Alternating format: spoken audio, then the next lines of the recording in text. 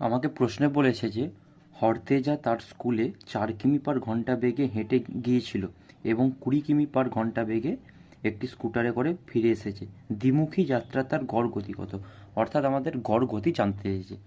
তো আমি এখানে দেখতে পাচ্ছি যে হরতেজা একটি নির্দিষ্ট দূরত্ব, অর্থাৎ আমি ধরে নিচ্ছি x কিমি, সে গিয়েছিল 4 কিমি বেগে, আবার ওই x কিমি সে ফিরে এসছে 20 কিমি বেগে।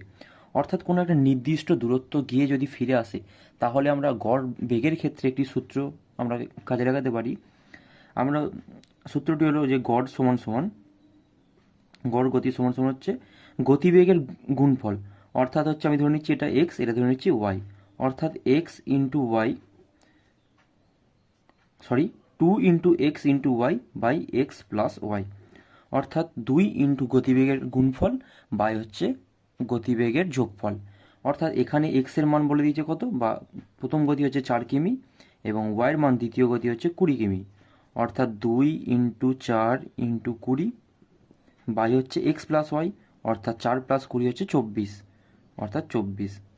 এবার কাটাকাটি করে নিই, 4 × 6 = 24, আচ্ছা 2, এদিকে 3, অর্থাৎ হচ্ছে গড় গতি বা অ্যাভারেজ স্পিড হচ্ছে 20/3 কিমি/ঘন্টা।